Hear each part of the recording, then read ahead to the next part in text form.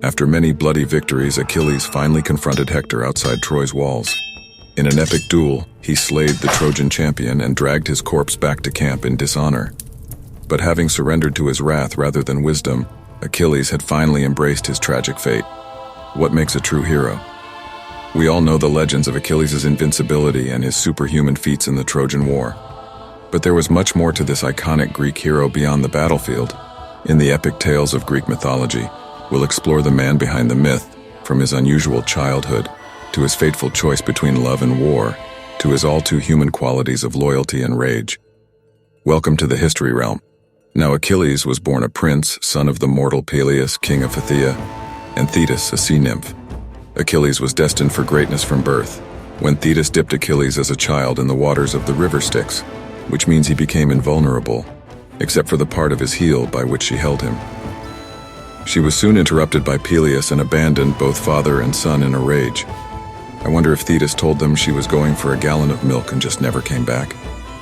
Moving forward, Thetis foretold that her son's fate was either to gain glory and die young, or to live a long but uneventful life in obscurity. But long before he became the legendary warrior of Troy, he first had to journey through a carefree boyhood and turbulent adolescence. Achilles spent his early years not on the battlefield, but wandering the sunny orchards and vineyards of his father's kingdom in Phthia. Though born a prince, he enjoyed simple pleasures, swimming in cool streams, racing his friends, and hunting wild game.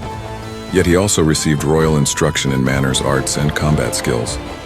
Under the guidance of the wise centaur Chiron, Achilles' talents blossomed.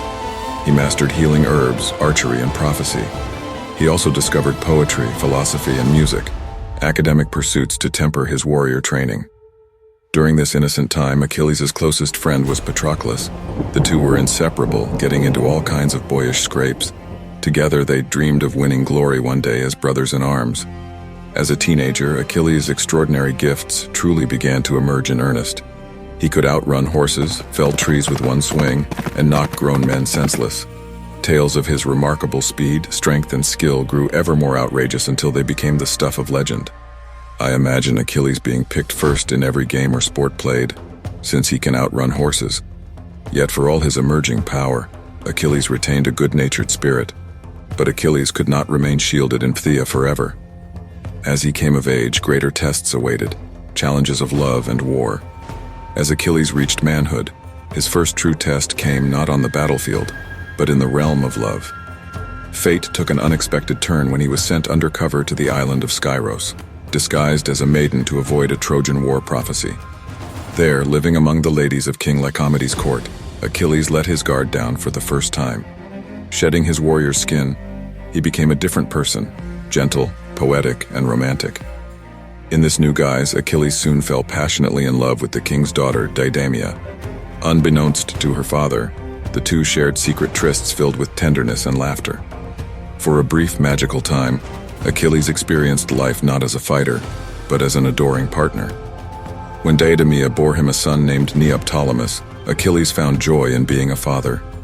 This interlude as a lover and parent opened his eyes to a simpler happiness beyond valor and conquest. But their idyllic world collapsed too soon when Odysseus came searching for Achilles on Skyros. By offering weapons to the women, Odysseus cunningly exposed Achilles' disguise, for only Achilles showed interest in the spears and shields. It only took the greatest mind in Greek mythology to figure out his disguise. Though heartbroken, Achilles had no choice but to resume his true identity and set sail for Troy as commanded. Torn between love and duty, he buried his conflicted feelings, leaving behind his beloved Didamia and newborn son.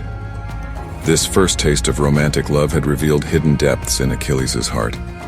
For a brief time, he turned away from his heroic pursuit of Kleos, or in other words, eternal glory.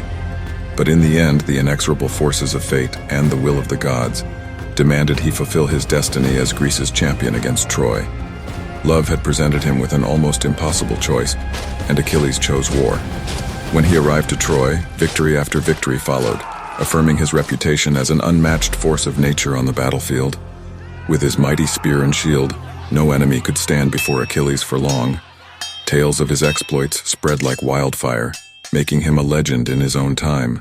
On a side note, if you haven't already done so, Hit the like and subscribe button to help the channel. Now let's move on. The dark side of his fiery temper emerged when conflict arose with his commander, King Agamemnon. Offended by a perceived slight, the stubborn and prideful Achilles refused to fight at a crucial moment as an act of rebellion. His absence had tragic consequences, allowing the Trojan prince Hector to breach Greek defenses. Seeking glory, Achilles' beloved friend Patroclus went into battle wearing Achilles' renowned armor, only to be struck down by Hector. When Achilles heard this devastating news, he was utterly consumed by grief and rage. He rejoined the war on a single-minded mission to avenge Patroclus, defeating every Trojan warrior in his path. He showed no mercy, even killing the valiant Amazon queen Penthesilea in his rampage. If I didn't know any better, I would think Patroclus was more than just friends with Achilles. But after many bloody victories, Achilles finally confronted Hector outside Troy's walls. In an epic duel, he slayed the Trojan champion and dragged his corpse back to camp in dishonor. Having surrendered to his wrath rather than wisdom, eventually Achilles gave the body to Priam, the king of Troy, at his earnest entreaty with the funeral rites of Prince Hector. In a relentless pursuit of martial glory and vengeance for his friend, Achilles had embraced his tragic fate. Though he never lost a battle, he would lose his very life. Achilles let his all-too-human rage blind him to the bigger picture, a flaw which would prove fatal. Having slain the Ethiopian king Memnon and the Amazon Penthesilea, he was himself slain in battle by Priam's son Paris. Achilles' singular focus on vengeance at Troy was not the sum total of his brief but extraordinary life. Nonetheless, Achilles could not escape the prophecy that he would die young. He met his foretold fate not by a worthy opponent's hand, but from a poisoned arrow loosed by the cowardly Prince Paris. Guided by Apollo, it pierced Achilles' only weak spot, his heel. After his death, Achilles is cremated, and his ashes are mixed with those of his dear friend Patroclus. The Odyssey describes a huge tomb of Achilles on the beach at Troy, and Odysseus meets Achilles during his visit to the underworld, among a group of dead heroes. What Thetis should have done was dip Achilles all the way into the river Styx, and all of this would have been avoided. And so, the greatest of Greek warriors fell. But though his life was tragically cut short, his mythic status was assured. Achilles' name would live on eternally as the ultimate Greek hero. Well, that's all for today. Thanks for joining us through the extraordinary life of Achilles, the ultimate Greek hero. Don't forget to hit that like button, subscribe for more epic tales, and ring that notification bell to stay updated on our legendary content. Until next time on the History Realm.